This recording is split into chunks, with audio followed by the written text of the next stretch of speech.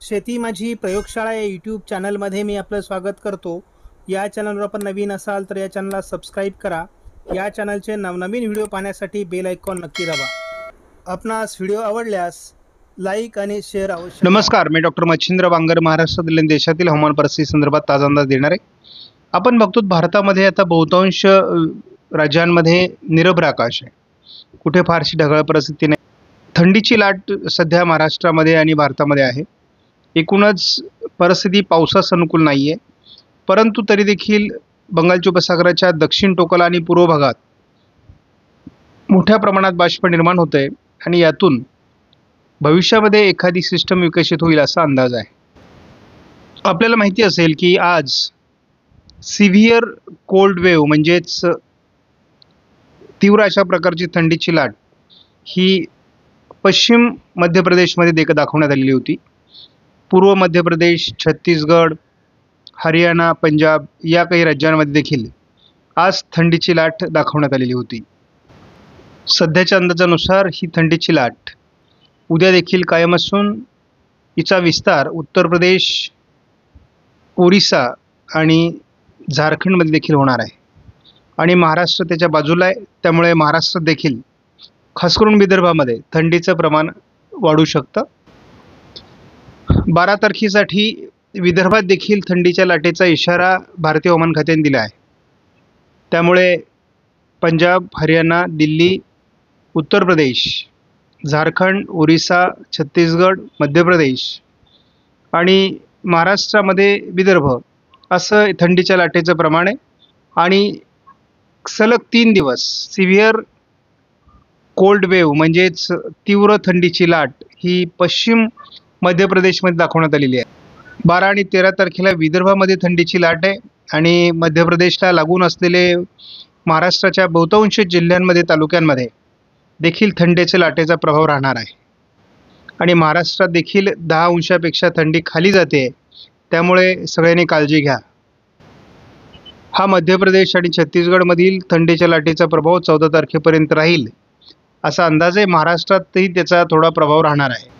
पावसाच्या बाबतीत जवळपास 11 तारखेपासून 20 तारखेपर्यंत अजून तरी पावसाचा कुठलाही अंदाज महाराष्ट्रासाठी देण्यात आलेला नाही आहे. JFS मॉडेलनुसार, ECMWF मॉडेलनुसार देखील आपण पावसाच्या अंदाजावर लक्ष देत असतो.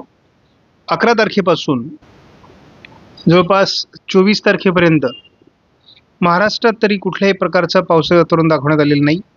मात्र दोन्ही समुद्राच्या दक्षिण टोकाला वादळी सिस्टम तयार होतील असा अंदाज आहे. त्यामुळे त्याचा किती परिणाम होतो यावर आपण लक्ष ठेवून घेतला तर आपल्याला स्पष्टपणे दिसत आहे की 24 तारखेपर्यंत महाराष्ट्रामध्ये कुठल्याही प्रकारचं पावसाळी वातावरण या मॉडेलने दाखवलेलं नाही आहे. 22 तारखेनंतर एक बंगालच्या उपसागरामध्ये कमी दाबाचं क्षेत्र तयार होईल अशा प्रकारची अपडेट आपल्याकडे आपण सकाळीच बघितलेली आहे आणि या अपडेटवर आपल्याला बारकाईने लक्ष प्रत्येक व्हिडिओमध्ये द्यावं लागणार आहे. कारण पावसाची परिस्थिती निर्माण होणार असेल तर शेतकऱ्यांना जागृत करणं हे आपल्याला महत्त्वाचं असणार आहे. आपल्याला थोडं 24 तारखेला महाराष्ट्रामध्ये ढगाळ परिस्थिती निर्माण होण्याची शक्यता आहे आणि या पार्श्वभूमीवर महाराष्ट्रातील थंडीचं प्रमाण कमी होईल 24 तारखेला. म्हणजे शेवटचा आठवडा हा कमी थंडीचा असण्याची शक्यता आहे. बंगालच्या उपसागरात ही सिस्टम तयार होईल, त्याचा महाराष्ट्रावर सध्या तरी ढगाळ परिस्थितीपर्यंतच परिणाम होईल असं दिसतंय. आपण जर उद्याचा साधारण अंदाज घेतला तर आपल्याला लक्षात येत आहे की पहाटे 4-5च्या दरम्यान महाराष्ट्रामध्ये काही ठिकाणी 14 अंश तर काही ठिकाणी 13 अंश सेल्सिअसपर्यंत तापमान घसरणार आहे आणि जर आपण अगदी सूक्ष्म पद्धतीने बघितलं तर काही ठिकाणी 10चा पारा देखील उतरतोय. म्हणजे 10 अंशापेक्षाही कमी तापमान काही महाराष्ट्रातील ठिकाणावर निर्माण होण्याची देखील शक्यता आहे. भारतीय हवामान खात्याने महाराष्ट्रामध्ये 13, 14 आणि 12 अशी थंडीची लाट दाखवलेली आहे.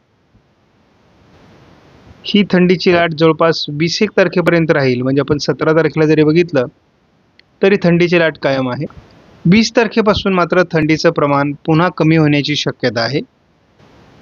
24 तारखेला पहाटे 5 वाजता आपण जर बघितलं तर पुन्हा एकदा 2-3 अंश सेल्सिअसने तापमान वाढणार आहे. म्हणजे जी ढगाळ परिस्थिती बंगालच्या उपसागरातील सिस्टममुळे होईल, त्यामुळे साधारणपणे 23-24ला थंडीचं प्रमाण कमी होण्याची शक्यता आहे. मात्र 23 तारखेनंतर थोडं तापमान वाढण्याची शक्यता आहे. तसा फार तापमानात बदल होईल असं नाही, परंतु याचा अर्थ हवामानात काहीतरी बदल 23 तारखेनंतर ढगाळ परिस्थिती संदर्भात होऊ शकतो असा एक प्राथमिक अंदाज येणार आहे. त्यावर आपण लक्ष ठेवून आहोत. आपण या ठिकाणी बघतो महाराष्ट्राच्या दक्षिणी भागातून